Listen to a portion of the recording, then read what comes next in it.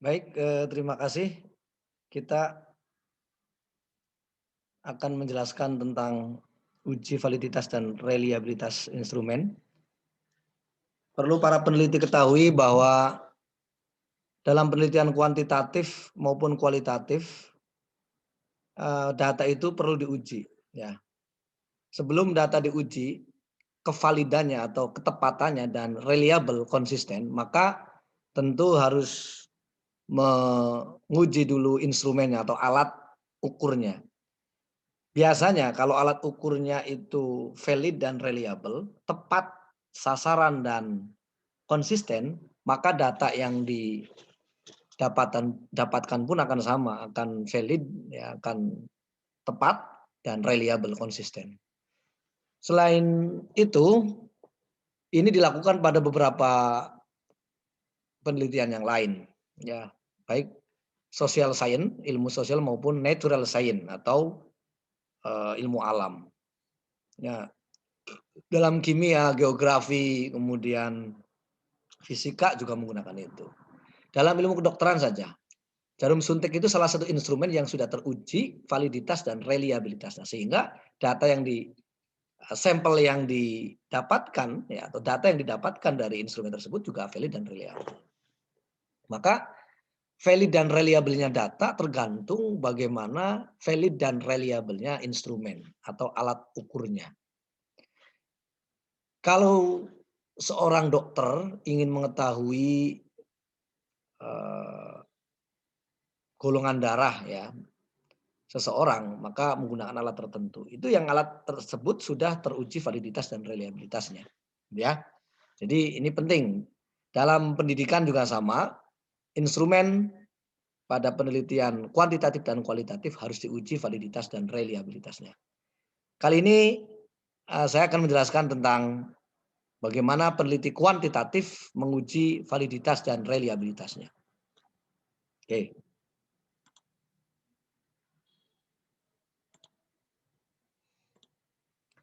Bagaimana cara membuat instrumen agar valid?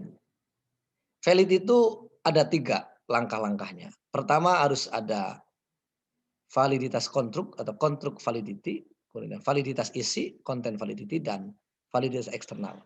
Kalau instrumen tentang umpamanya motivasi belajar, instrumen tentang media pembelajaran, instrumen tentang profesionalisme guru PAI, instrumen tentang metode pembelajaran, ya, dan sebagainya.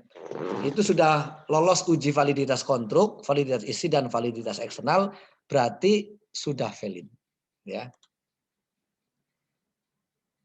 Nah, validitas konstruk, ya, itu langkah-langkahnya sebagai berikut. Pertama, ya, bagaimana cara menguji instrumen, ya, angket lah, ya, angket profesionalisme guru dengan validitas konstruk. Langkah pertama adalah konsultasi ahli atau expert judgment. Hal ini bisa dilakukan oleh peneliti dengan cara menanyakan pada ahli di bidang itu. Contohnya tadi, ya, umpamanya tentang pendidikan, ya berarti mencari orang yang pakar pendidikan, ahli pendidikan untuk menilai instrumen tersebut. Nah, ya, expert judgment. Sebenarnya tidak hanya juga pakar-pakar akademik, juga bisa umpamanya lembaga-lembaga profesional tertentu untuk diminta oleh peneliti menilai instrumen yang sudah ada. Nah, itu. Kemudian yang kedua adalah uji coba sampel yang diambil dari populasi yang dijadikan objek penelitian. Nah, ini juga penting, uji coba sampel, ya. Uji cobanya pada siapa? Pada sampel di mana populasi itu diambil. Jangan sampai uji coba angket, ya, penelitiannya di sekolah X tapi uji cobanya di sekolah Y, ya tidak sesuai. Kalau mau penelitiannya di sekolah X, ya berarti uji cobanya di sekolah X, gitu, ya.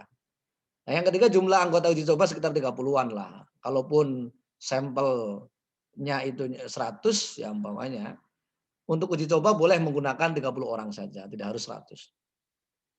Yang keempat, setelah ditabulasi data, maka dilakukan analisis faktor, mengkorelasikan underscore item instrumen. Nah, ini nanti antara apa namanya nilai ditabel dengan dihitung ya. Kita nanti bandingkan. Yang kedua adalah uji validitas isi atau content validity. Nah, langkah-langkahnya bagaimana? Satu, jika instrumen tes atau seperti prestasi, maka harus membandingkan antara isi instrumen dengan materi pembelajaran. Ya. Jika instrumen akan digunakan untuk mengukur efektivitas pembelajaran, contohnya, maka uji validitas isinya dengan membandingkan antara isi instrumen dengan rencana pembelajaran. RPP biasanya. Yang ketiga, analisis item dilakukan dengan menghitung korelasi antar skor instrumen dengan skor total. Nah, gitu ya. Kemudian uji validitas eksternal. Ya, tadi kan ya uji validitas ya. Caranya adalah dengan membandingkan antara item instrumen dengan fakta di lapangan. Yang kedua adalah uji reliabilitas instrumen. Uji reliabilitas instrumen itu konsistensi ya. Bisa menggunakan tes retest atau stability, uji coba instrumen beberapa kali. Instrumennya sama, tapi respondennya juga sama, tapi waktunya berbeda. Jadi menguji cobakan pada responden yang sama, instrumen yang sama, tapi waktunya dibedakan. Mungkin hari ini dengan besok gitu. Apakah datanya masih konsisten apa tidak? Nah, reliabilitas diukur dari koefisiensi korelasi antara percobaan pertama dengan percobaan selanjutnya. Bila koefisiensi korelasi positif dan signifikan, maka reliable tentu ya. Ini nanti R product moment ya, dibandingkan. Kemudian juga bisa menggunakan uji reliabilitas ya, instrumen dengan equivalent. Ya, cara ini dengan membuat dua instrumen yang sama, yang beda bahasanya saja. Jadi gini, jadi ide pokoknya atau gagasannya sama, tapi pernyataannya aja yang dibedakan. Ya. Contoh saat angket 1 menyatakan gini, guru datang tepat waktu. Instrumen yang satunya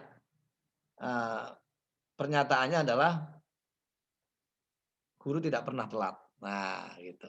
Nah, itu beda kata tapi substansinya sama. Nah, kemudian diuji cobakan pada responden yang sama, waktunya sama. Jadi instrumennya beda tapi dengan waktu dan responden yang sama. Reliabilitas instrumen dihitung dengan mengkorelasikan antar data instrumen yang satu dengan data instrumen yang dijadikan equivalent atau bisa dua-duanya ini sebenarnya. Ini apa?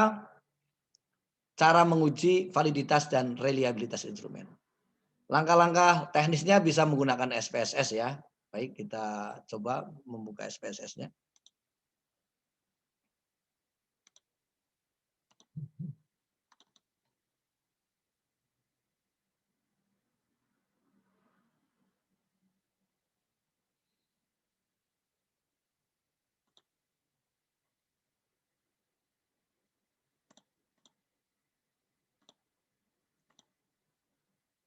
Salah satu contoh mungkin saya akan menguji instrumen ya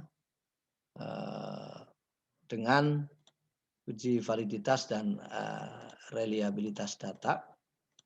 Apakah data ini sudah reliable atau belum? Ini kan ceritanya ada 10 responden dan ada jumlah item pertanyaannya 9, jumlah skor totalnya 333, nilai tertingginya 5. Ini skala Likert ya. Ada 10 responden dan 9 item pernyataan. Bagaimana cara menguji validitas dan reliabilitasnya? Mari kita menggunakan SPSS.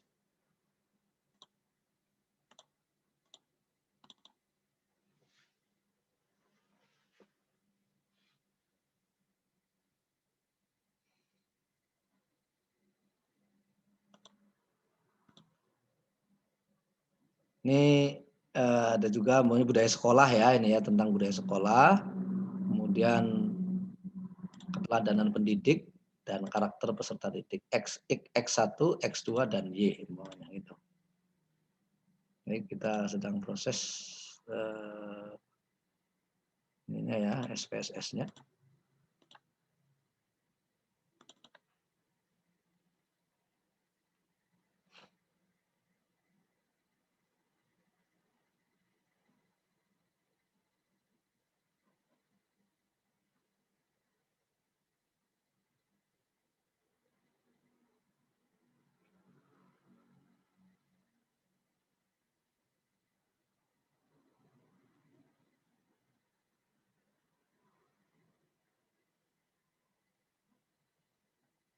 Ya, baik.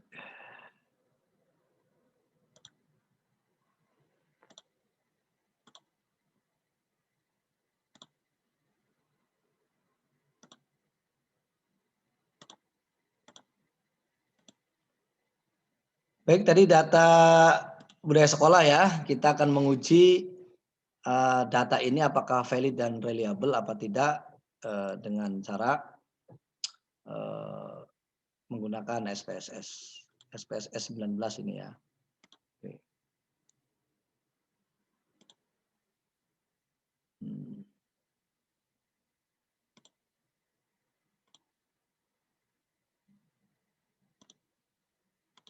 Ini SPSS.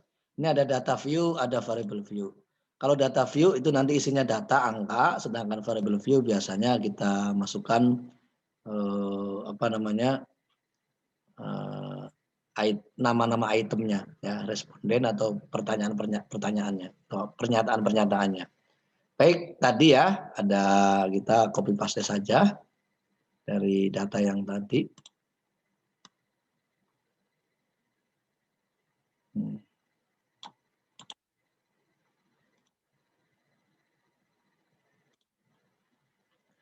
Baik, kita kalau kita copy paste di sini datanya.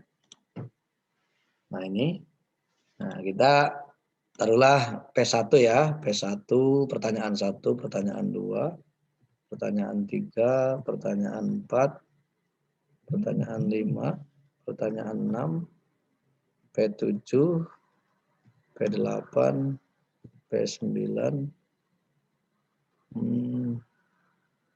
jumlah total ya.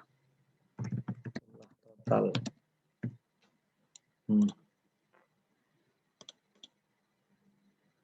Oh, total TTL. Ya. Oke, kita lihat. Oke ya, ada ini pertanyaan 1. Kalau ini respondennya ya yang ke bawah 1 sampai 10. Kalau ini jumlah item pertanyaannya dan totalnya ini. Supaya desimalnya hilangkan saja karena ini bentuknya interval, maka kita kosongkan saja.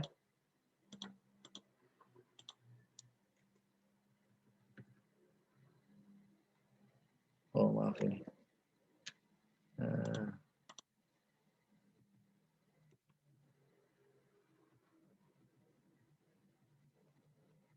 Oke. Nah, kita lihat. Nah ini ya data yang tadi saya copy dari Excel ke SPSS. Nah bagaimana cara menguji validitas data ini? Nah ini kita ke analyze ya, kemudian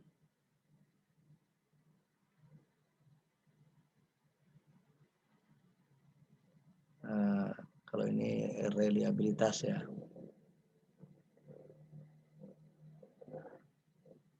Bivariat.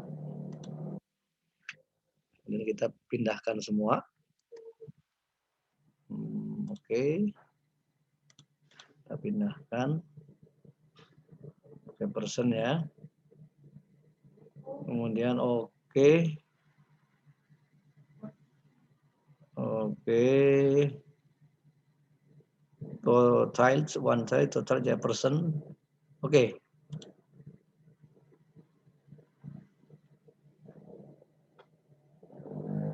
Kita lihat ya apakah validitas instrumennya ini.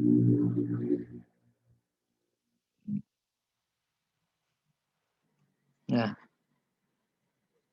ini pertanyaan 1 sampai 9. Apakah sudah valid atau belum? Kita cek. Karena kita perlu membandingkan ya antara R tabel dengan R hitung. R hitung, kalau ini nilai R hitung, nanti kita bandingkan dengan R tabelnya. Nah, R tabel itu nanti kita lihat ya. Nah, contoh gini. R tabel ya. Bentar. Kita bandingkan R tabel product moment.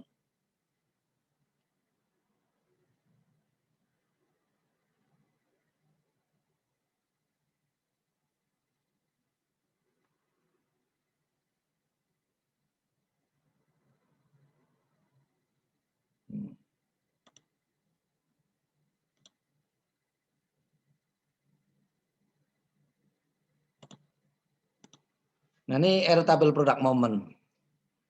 Nanti membandingkan antara R hitung itu tadi yang di SPSS dan ini R tabel. Rumusnya jika R ya, R tabel itu lebih kecil daripada R hitung atau R hitung lebih besar daripada R tabel maka valid. Tapi sebaliknya jika R tabel lebih besar daripada R hitung maka tidak valid. Nah, tadi N itu sampel uji cobanya. Nah, 10 ya. Taraf signifikansinya 5%. Kenapa? Ya, taruhlah saya tadi ambil 5% lah ya. Ini 5% berarti ada di angka 0,632 ini ya, 0,632. Nah, kita lihat di SPSS ya, 0,632 catat dulu. Jadi harga R tabel 10 responden dengan taraf signifikansi 5% adalah 0,632. Oke. Kita lihat uji per item pertanyaannya apakah semuanya valid atau tidak.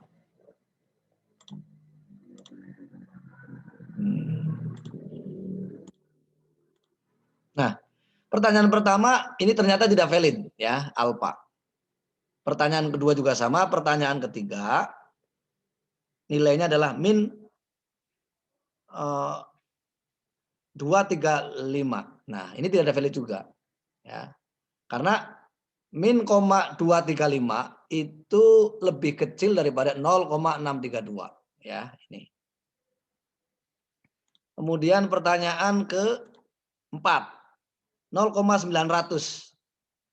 Nah, kalau 0,900 itu lebih besar daripada 0,632 ya, maka ini valid ya. Pernyataan 4 itu dianggap valid.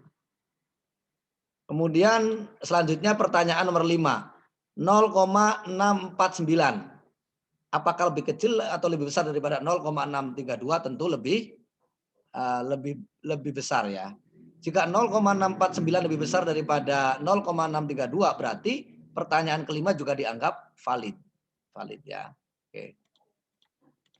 Pertanyaan keenam ada 0,588. Nah, 0,588 itu ternyata lebih kecil daripada 0,632. Berarti ini tidak valid. Pertanyaan 6. Pertanyaan ketujuh 0,28 karena lebih kecil ya berarti tidak valid. Dan seterusnya. Ini pertanyaan nomor 8 juga tidak valid karena alpha ya.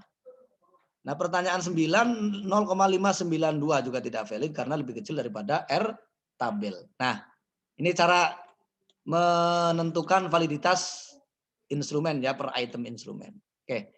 Bagaimana cara menentukan reliabilitas instrumennya? Kita close dulu ya. Oke.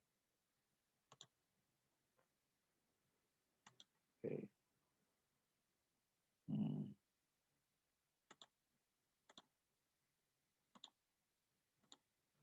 Baik, untuk menentukan reliabilitas instrumen, maka kita sama langkahnya analisis, kemudian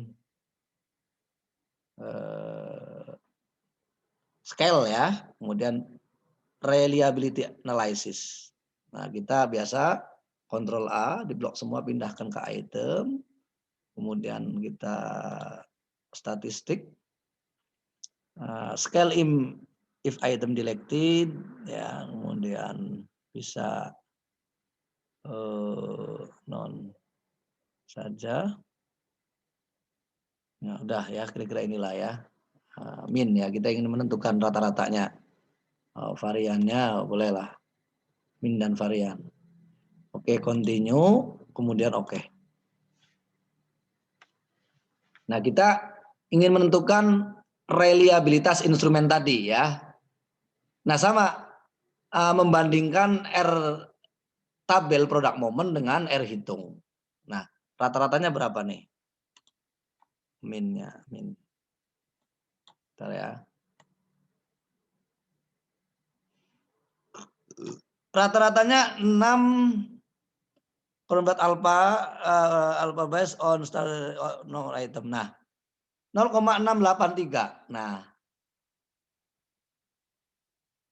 0,83 itu lebih besar daripada 0,632 tadi kan. Berarti rata-ratanya memang reliable ini. Kita lihat beberapa itemnya ya yang 9 item. Nah, 9 item. Ya, 1, 2 ya. Variannya ini. Nah, itu ya.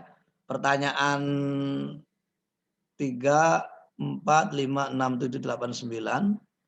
Itu semuanya reliable, sudah dianggap reliable. Nah, pertanyaan nomor bentar. Nah, bentar ya, mohon maaf. 10. Oh iya, betul. Nah, ini reliable ya. Kalau 0,751 reliable. 0,520 karena lebih kecil daripada 0,632 berarti tidak reliable dan seterusnya ya. Jika harga R hitung lebih besar daripada R tabel maka dianggap reliable. Tapi kalau R hitung lebih kecil daripada R tabel maka tidak reliable. Oleh karena itu untuk menguji reliabilitas, validitas dan reliabilitas data yang simpel menggunakan SPSS caranya seperti itu saja ya. Nah, tadi kalau untuk menguji validitas berarti analisis, klik aja analisis di SPSS, kemudian korelasi, kemudian bivariat gitu ya langkah-langkahnya. Kalau untuk menguji reliabilitas data maka sama analisis tapi nanti kita klik scale dan di situ ada reliability analysis gitu ya. Nah, terima kasih. Itu saja cara menguji validitas dan reliabilitas data atau instrumen pada penelitian kuantitatif. Terima kasih.